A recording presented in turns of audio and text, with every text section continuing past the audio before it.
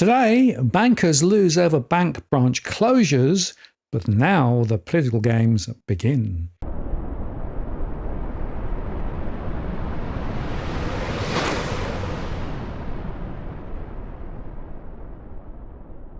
Hello again, it's Martin North from Digital Finance Analytics, where I've noticed posts covering finance and property news. Well, the Senate published their report into regional bank branch closures late last Friday.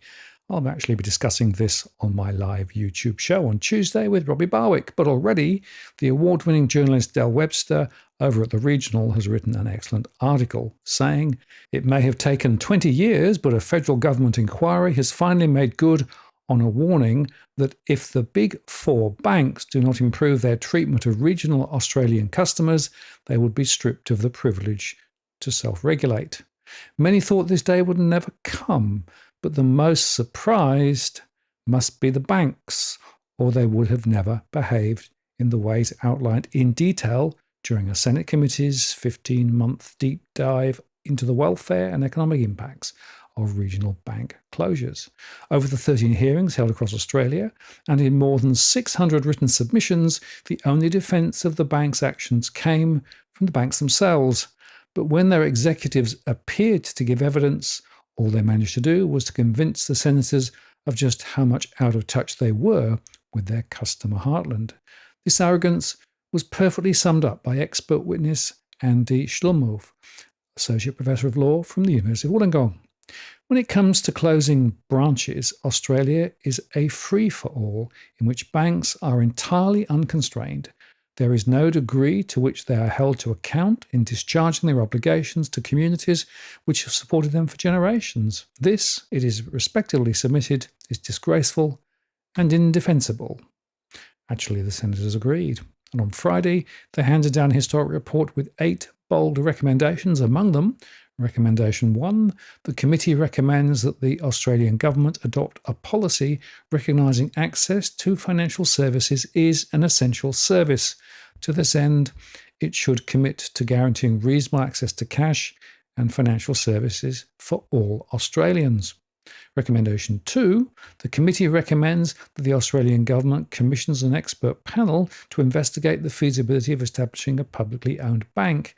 In investigating this, the panel should examine options including, but not limited to, a standalone public bank or one associated with and using the branch network of Australia Post. And Recommendation 3, the committee recommends that the Australian government urgently develop a mandatory banking code of conduct or customer service code, incorporating a robust branch closure process to be administered by a regulator with expertise in consumer protection. In short, this means access to bank services and cash will be recognised as a fundamental right to be taken into account when the government is making decisions. It means a new public bank, think the old Commonwealth Bank before it was privatised, has been put firmly on the table for consideration. And it means the end of banks being accountable to no one but themselves, and they will have to ensure their customers still have access to cash and essential banking services before leaving a community. If not, the regulator would even have the power to stop the closure. These are big moves by the senators, but they needed to be. For these senators who have turned their backs after listening repeatedly to testimonies outlining the same atrocious behaviour by the banks and the same welfare and economic problems being left behind would have been unconscionable. Serious solutions were necessary, and that is what they delivered. If the same thing had been done back in 2004 when the Senate last looked at this issue, 1,000 regional banks might have been saved. The Chapman inquiry, Money Matters in the Bush, was presented with the same quality of evidence, and the issues were thoroughly examined in a document twice the size of the one delivered last week. But when it came to delivering recommendations, the banks were trusted to continue to self-regulate. It was Penny Wong and the Labor senators on the committee who had the final words, saying the ALP was prepared to re-regulate the banks if they didn't agree to meet voluntary community service obligations. Well, no one could argue, except the banks again, that reducing regional Australia banks' networks to less than a third of what it had been at its peak and leaving another 150 towns with no banking services at all is good community service. ANZ, the Commonwealth, NAB and Westpac have blown their chance.